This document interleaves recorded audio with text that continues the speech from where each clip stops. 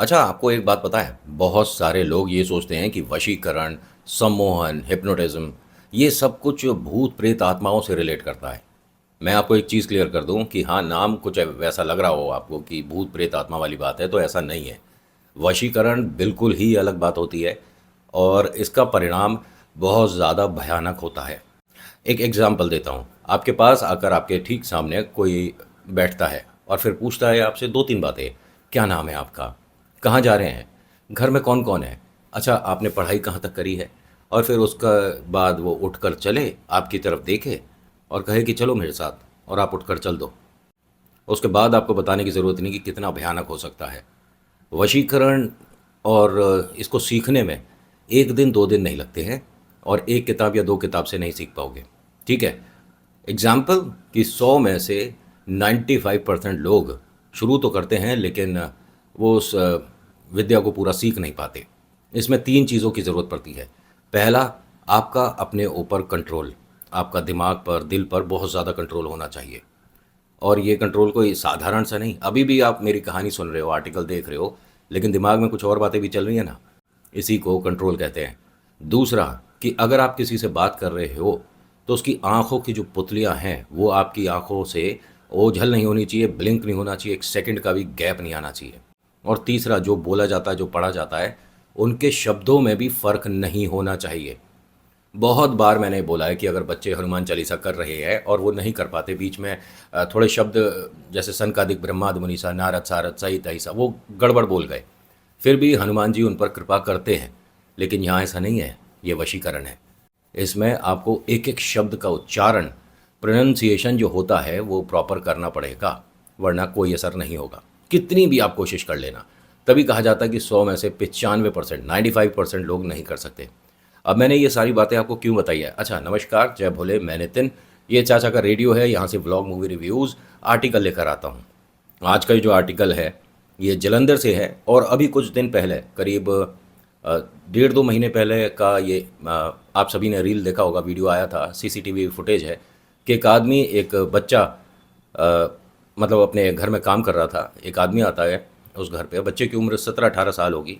उससे सिर्फ वो 8-10 सेकंड बात करता है और फिर बच्चा ठीक वैसा ही कर रहा होता है जैसा वो आदमी बोलता है। वो तो अच्छा रहा कि इस घर से वो सिर्फ कुछ चोरी चकारी करके निकल गया, वरना स्थिति बहुत ज़्यादा भयानक हो सकती थी। मैंने आपको कई बार बोला है कि आपको ऐसी सिचुएशन से अपने आप को बचा कर रखना चाहिए। यहाँ पेरेंट्स के लिए कोई छोटा सा बात बोलना चाहता हूँ मैं, कि आप अपने बच्चों को स्कूल ड्रॉप करने जाते हो, ठीक है? ड्रॉप करने के बाद, मतलब जब आप छोड़ देते हो, उसके बाद कितनी देर स्कूल के सामने रुकते हो? 1 सेकंड, 2 सेकंड, 3 सेकंड, है ना? उससे ज़्यादा तो नहीं, क्योंकि आपने बच्चे को स्कूटर, बाइक, गाड़ी से उतारा, बच्चा स्कूल के अंदर गया और आप घर चल दिए। 10-5 मिनट ना वहाँ पर खड़ा होना शुरू कर दो। और ये इसलिए बोल रहा हूँ कि बहुत ज़्यादा ये चीज़ें सामने आ रही है कि कोई ग्रुप एक्टिव है जो कि नज़र रखता है, 3-4 दिन की नज़र रखता है। उसके बाद मैं यहाँ से वो सारी चीज़ें बोल नहीं सकता, अदरवाइज़ मैं तो पूरा इंसिडेंट बता दूँ कहाँ क्या कैसे हुआ है। मेरी बात या आपका ये जो चैनल है, ये किसी और विषय पे है और हम अपने विषय से भटक कर कुछ और बातें नहीं कर सकते। मैंने बताया ना कि व्लॉग, मूवी रिव्यूज़ और आर्टिकल, बस। देखो, मैं तो जालंधर गया नहीं, तो मुझे इस मार्केट का प्रॉपर नाम नहीं पता। आर्टिकल में जैसा जो मेंशन है वही बोलूँगा कि ये जालंधर का एक ऐसा बाज़ार है जिसको अगर 24 घंटे खोला जाए तो यहाँ पर 24 घंटे ग्राहक आते हैं। वरना दिल्ली हो या कहीं भी कोई भी एरिया होता है तो वहाँ ये होता है कि 9 बजे तक तो ग्राहक है, उसके बाद भाई साहब धीरे धीरे पब्लिक यहाँ पर कम होने लग जाती है। उसके पीछे वजह बहुत सारी होती हैं। लेकिन जालंधर का ये जो बाज़ार है, जो मार्केट है, कहा जाता है कि 24 घंटे अगर ये खुले तो 24 घंटे ग्राहक आते हैं। इतना बढ़िया मार्केट है, खाने की, पीने की और बहुत सारे कपड़ों की और हर तरह का मार्केट है, मोबाइल, एसेसरीज़, सब कुछ यहाँ का ही ये घटना है। होता क्या है कि यहाँ पर एक कपड़े की बहुत ज़बरदस्त और बड़ी दुकान थी। मतलब इतनी बड़ी, मान लीजिए कि आप छोटे बच्चे से लेके दूल्हा दुल्हन तक के कपड़े यहाँ से उठा सकते हो। और ऐसा नहीं कि 1-2 या 3-4 कपड़े हैं, 4-5 डिज़ाइन है। मतलब एक-एक के 10-10 है और 10-10 भी आप ऑर्डर दो तो 100-100, 50-50 ऐसे ही दुकान में से आपको दे देंगे।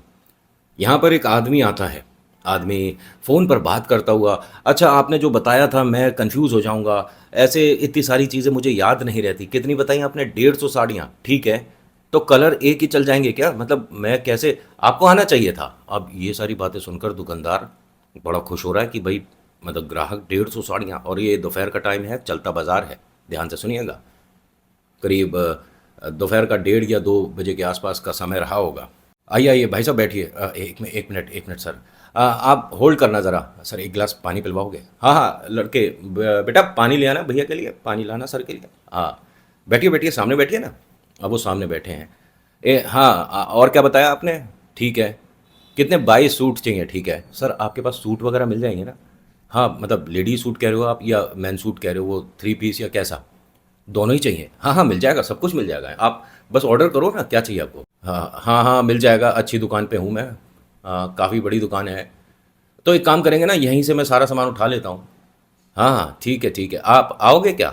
ऐसी ऐसी कुछ बातें करता रहा वो आदमी, और फ़ोन फिर ऑफ करा।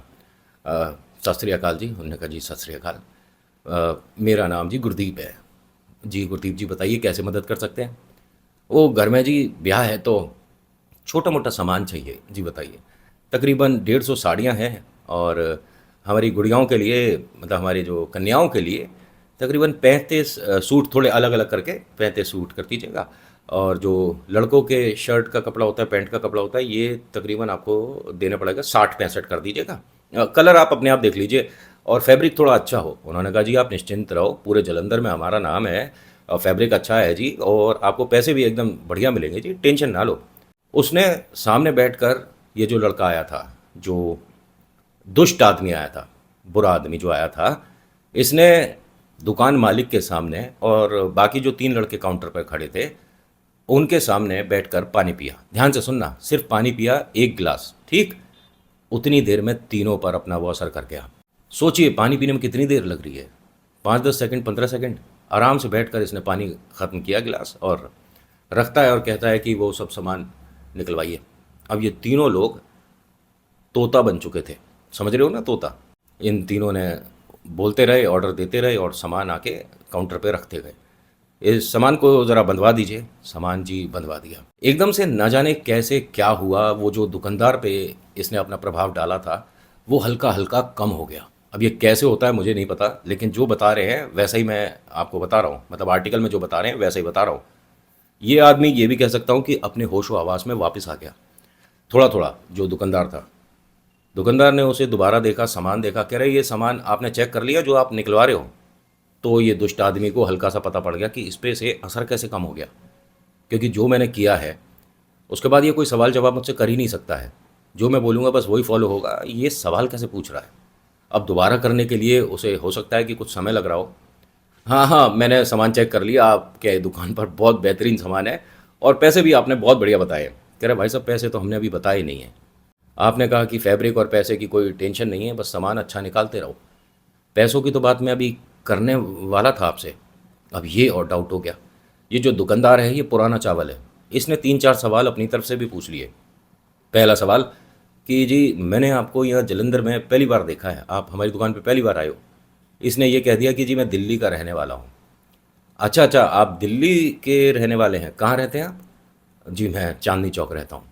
अब ये और बड़ी बात हो गई। सोचिए चांदनी चौक से, जो कि चांदनी चौक में रहता हो, वो जलंधर जाएगा सामान खरीदने।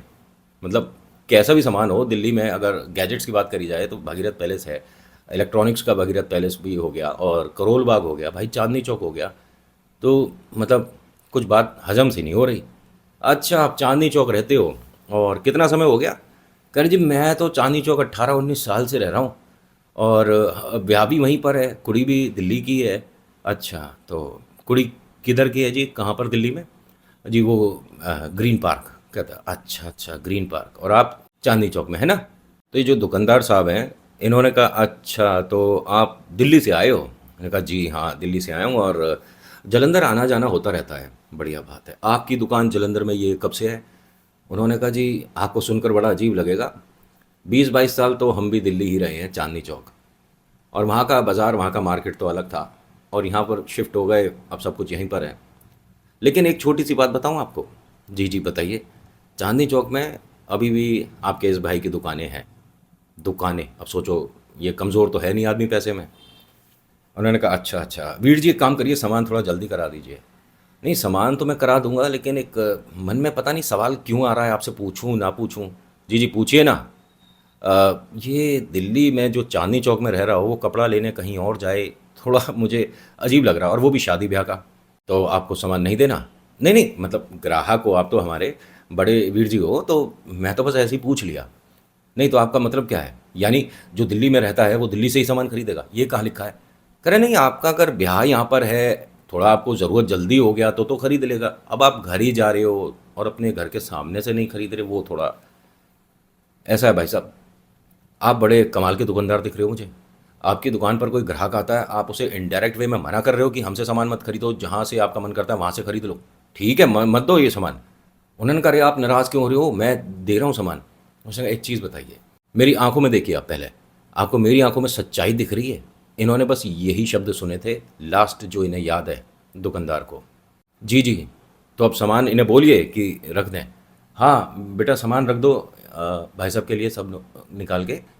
तो नीचे जिस भी लड़के को इन्होंने देखा था पानी पीते में, वो सब तो तोता बने हुए थे, लेकिन ऊपर जो लड़के थे उन्हें पता नहीं कि नीचे दुकान में क्या काम हो रहा है या क्या हो चुका है अभी तक।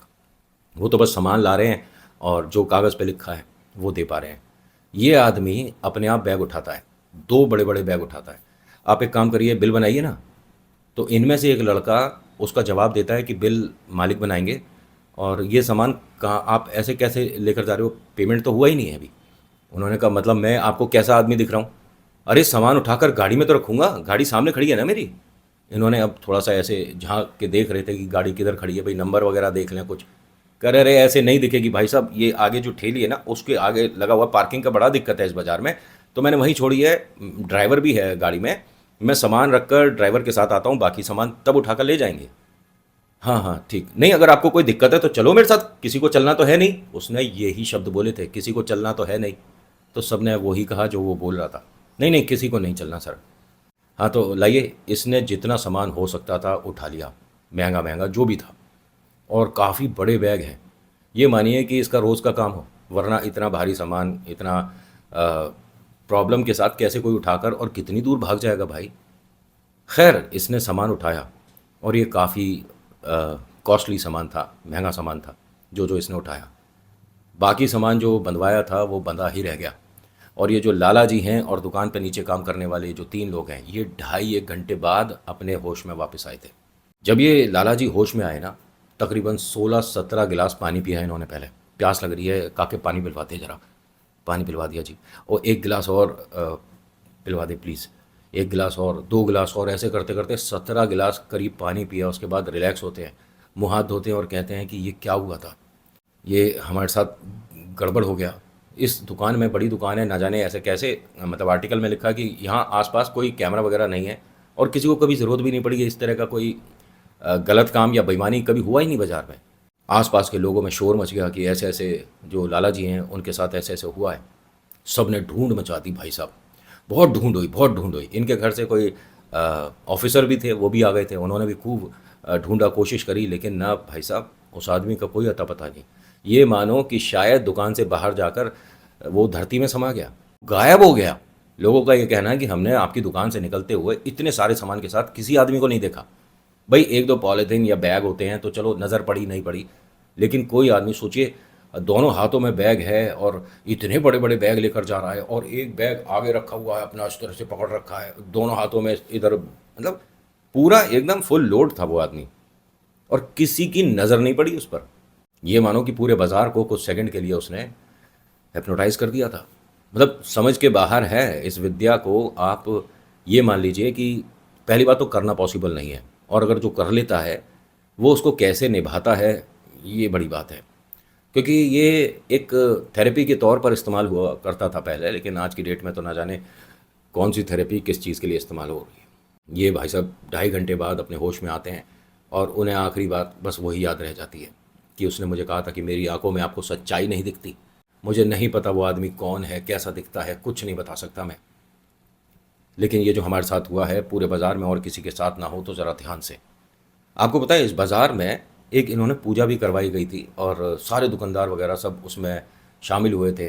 फिर उधर से थोड़ा थोड़ा सभी की दुकान में वो कहते हैं ना ज्वाला भेजा गया, और शुद्धि के लिए, और इस तरह की नेगेटिविटी ना हो। और देखिए दुकानदार आदमी बहुत मेहनत से रुपया 2 रुपया जोड़ पाता है, और इस तरह का एक भी कस्टमर अगर गले पड़ जाए तो पूरे महीने का सारा प्रॉफिट बराबर हो जाता है और कभी कभी ज़्यादा ही लंबा नुकसान हो जाता है। इन जो भाई साहब के साथ हुआ, ये कोई छोटा नुकसान नहीं था, लेकिन ये दुकानदार बहुत बड़े थे और मैंने कहा ना पुराने चावल हैं, इसीलिए ये परेशानी को झेल गए। अदरवाइज़ इनके साथ कंडीशन इतनी बुरी हो जाती और अगर ये दुकान किराए की होती तो किराया 3-4 महीने का रुक गया होता। So thank you so much for watching. मेरा नाम नितिन है। मुलाकात करूँगा एक नेक्स्ट वीडियो में। हर हर महादेव, जय भोलेनाथ। धन्यवाद।